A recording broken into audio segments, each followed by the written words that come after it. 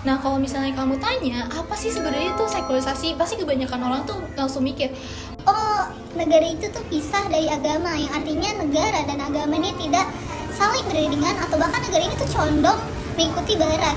tapi kalau misalnya kita bawa ke dalam konteks Islam dan negara, pertanyaan itu menjadi lebih kompleks. Karena ada yang bilang Islam itu harus jadi dasar negara, tapi ada juga yang bilang bahwasannya agama itu menjadi urusan pribadi. Nah, disinilah titik utama dari teori sekularisasi yang penting untuk kita bahas, karena bukan cuma soal pisah atau tidaknya agama dengan negara, tapi juga soal bagaimana negara, agama, dan kekuasaan itu saling berhubungan dalam politik modern. Jadi sebenarnya tuh apa sih teori sekularisasi? Mari kita bahas. Nah, secara sederhana, teori sekularisasi itu berpendapat bahwasannya dalam masyarakat modern, agama itu sebaiknya tidak perlu terlalu dominan dalam urusan politik maupun kehidupan publik. Dalam pandangan teori ini, agama itu dianggap sebagai urusan pribadi setiap individu, jadi bukan urusan negara ataupun kelompok tertentu. Karena itu, kebebasan beragama dipahami sebagai hak individu yang harus dijaga tanpa terlalu banyak campur tangan negara. Jadi negara itu diposisikan netral terhadap agama. Nah, salah satu tokoh yang membahas sekularisasi adalah Auguste Comte.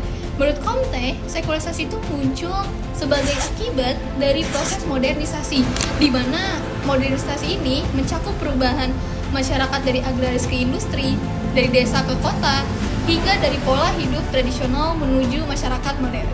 Nah, contoh aktualnya kita bisa lihat di Prancis, di mana pemerintah melakukan pelarangan penggunaan abaya di sekolah negeri. Hal ini dilakukan untuk menjaga netralitas serta sekularisme negara terhadap agama. Namun, kebijakan ini memicu perdebatan yang sengit, di mana ada kelompok yang menganggap bahwasannya hal ini dilakukan untuk menjaga nilai negara sekuler. Namun, kelompok lain menilai bahwasannya kebijakan tersebut malah membatasi kebebasan beragama. Oke, kesimpulannya bahwasannya sekularisasi ini tuh bukan sekedar soal pemisahan antara agama dengan negara, namun sekularisasi ini menunjukkan bagaimana modernisasi mengubah cara agama berperan dalam kehidupan politik dan kebijakan publik. Dalam konteks Islam dan negara, teori ini tuh dapat memahami bahwa hubungan agama dan negara itu tidak selalu sederhana, namun sangat kompleks.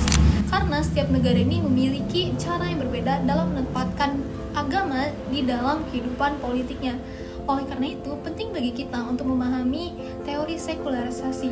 Karena dengan memahami teori ini, kita dapat melihat politik bukan hanya dari satu sudut pandang saja, melainkan kita dapat melihat politik dari sudut pandang yang lebih kritis. Sehingga pertanyaan itu bukan hanya apakah agama harus hadir dalam negara, namun tentang bagaimana agama, negara, dan masyarakat bisa hidup berdampingan dalam sistem politik modern. Oke, pembahasannya mungkin sudah selesai, tapi menurut kalian gimana sih sebenarnya sekularisasi itu? Kalau misalnya kalian punya pendapat, tulis di kolom komentar ya. Bye-bye.